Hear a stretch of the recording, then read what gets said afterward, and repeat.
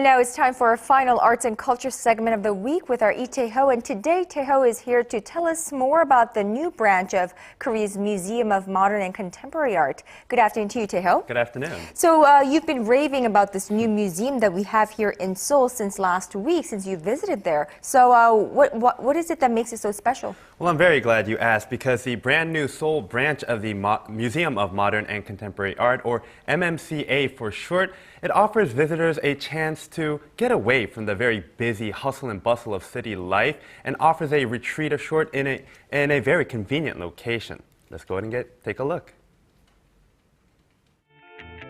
Imagine a world where everybody from everywhere is welcome to enjoy the arts, a place to nurture the imagination and creativity, or a place to steal a moment of relaxation away from the chaos of everyday life.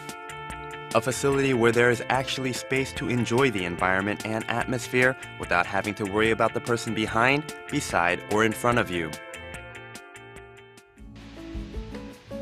Well, this world is no longer just a dream. This is the world envisioned and realized by the Seoul branch of the Museum of Modern and Contemporary Art.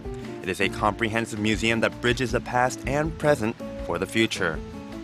MMCA Seoul is conveniently located between Gwanghwamun Square, Gyeongbokgung Palace, and the Samcheongdong area, all popular with tourists and art lovers. At first glance, it is almost too easy to pass over. It seems like any other ordinary building, blending in with its surroundings and not standing out at all. I found this particularly strange for a museum showcasing modern and contemporary art, so I asked the principal architect who was in charge of the design. It is located in a culturally important location, so the environment is key. The facility was built to blend in with its surroundings, making sure that it took nothing away from the buildings around it. It's a warm, welcoming building that seems as though it was always here and just belongs.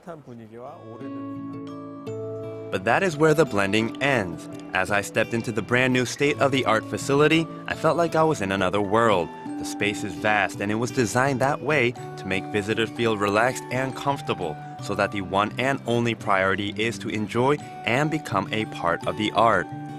In the areas that I visited today, the space had a very airy, open kind of feeling to it. So it made me feel very much like I could be part of the installation. There is a very different energy inside the building compared to what it looks like on the outside. In order to match the height of the buildings around it, the facility is just 3 stories high, but it goes down 3 levels as well. The old adage, never judge a book by its cover, certainly applies here. The exterior and interior of MMCA Seoul are complete opposites of each other. The exterior of the building blends in completely with its surroundings, but the interior was designed with plenty of space, so the visitor is sucked in by the power of contemporary art as soon as they step inside. Inside, there's enough room for 8 exhibition halls, a movie theater, a library, and a multi-purpose hall. And many of the exhibitions stay true to the concept of the building, offering interactive pieces that allow for audience participation. One such piece is Moving Garden by artist Lee Ming-wei. The piece isn't complete until a visitor passes the flower on to another visitor. And during the museum's opening weeks, some visitors will be lucky enough to be serenaded by a roving singer bearing the gift of song. The cavernous space can also accommodate multiple exhibitions at once, and currently there are 7 exhibitions running simultaneously, making it difficult to absorb everything in just one visit. There's so many different things, but on my first visit, I didn't get to see everything, so I came back to see everything again. The Seoul branch of the Museum of Modern and Contemporary Art is located in the Jongno district of central Seoul and can easily be reached by taking the subway to one of 3 stations, Angguk, Gyeongbokgung, or Gwanghwamun Station.